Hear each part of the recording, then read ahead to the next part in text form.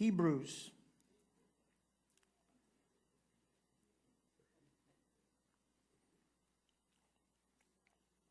We'll get there, I think, sometime, and I'll try. I'm aware, Brother Carson, that you're going to be speaking. I want to give you plenty of time, so I'll try to move along quickly. I'd like to title my thoughts, "The End of Forgetting." The end of forgetting. New York Times. Stacy Snyder, 25-year-old teacher training in Lancaster, Pennsylvania, posted a picture on her webpage that showed her at a party wearing a pirate's hat and drinking from a plastic cup. And the caption was put on the picture, "Drunken Pirate." Probably was not a good idea. But somebody found her page, and the high school where she was working got a hold of the photo, and it was considered unprofessional. She was fired, did not get a promotion. She sued. She lost. And the picture is still there. A Canadian, a therapist, psychotherapist, who entered the United States, tried to enter the United States, but was turned away at the border. He was barred permanently from visiting the United States after a border guard, looking on the internet, searched and found out that the therapist had written an article in a philosophy journal describing his experiments 30 years ago with LSD. So he can never come into the United States, which seems quite astounding in light of all the illegal immigrants coming into the United States. The New York Times, and I'm not going to try to read any more from the article, but I just want you to know that this is a subject that is well covered, so many different areas. I doubt if there's a major magazine. Time magazine certainly has participated. Major newspapers, New York Times. Almost every week there's something in the Wall Street Journal about the fact that we have reached a point where the internet has become so pervasive that people are becoming so reckless in the way they manage their own lives and their own reputations, and posting pictures and doing other terrible things. I don't need to describe them all. I hope you'll pray with me tonight, because I kind of know what I feel like I want to say or need to say, but I don't know that I'm altogether, I'm just kind of discombobulated in a certain sort of way. So fill in the gaps. Try to help me a little bit. Amen. But you know what I'm talking about. It's just stuff that people are putting on the internet. And somebody asked me, said, I'd been preaching some about, how folks were getting worldly. And somebody challenged me and thought I was a little reactionary, that I've become in my ministry a little reactionary. And I responded by saying, well, do you think that the father who saw that alligator down in Florida, and that alligator reached up and drugged that little boy, sorry to remind you of something so horrible, and the father jumps into the water, do you think he was reactionary kind of person? Or did he see the danger?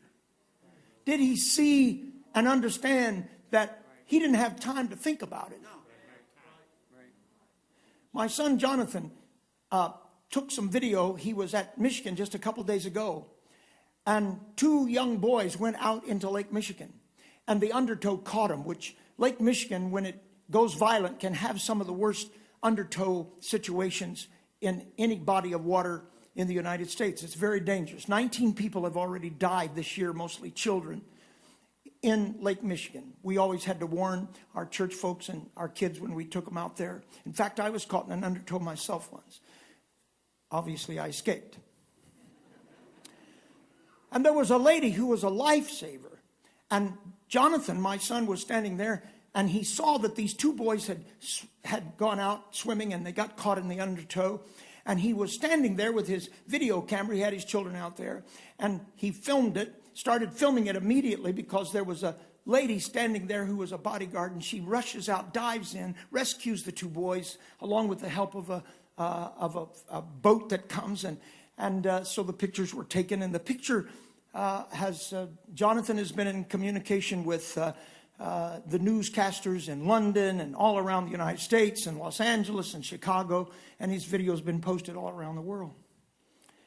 And there's not one person that thinks the lady who dove in to save the two boys, the lifeguard, was overreacting.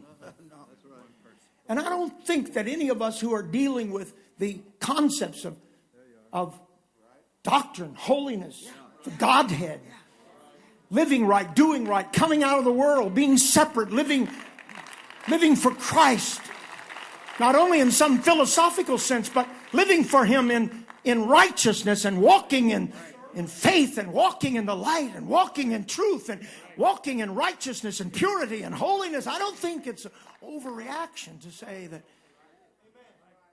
that we've got some battles to win in our age. This wonderful message that we preach is a great and powerful message, and it deserves our best energy. It deserves our best intellect. It deserves our passion. It deserves our interest in people, because we have the answer. We have the answer as to how folks can be saved, and we know what we should preach to this world without apology. One Lord, one faith, one baptism. It's not an overreaction to preach against unrighteousness and perversion and worldliness and ungodliness and nudity and nakedness and fornication. And now, I'm not here to preach about it, but it's not an overreaction. Because if there's one thing that sin does besides separating you from God, and I don't have to preach on all the details here tonight, on every little thing I'm going to say, because I know I'm preaching to the church. So we know, and all of us understand, that there is an issue at play in humanity. A problem, if you please. And Bishop, it's called sin. And the soul that sinneth shall surely die. Make no mistake about it.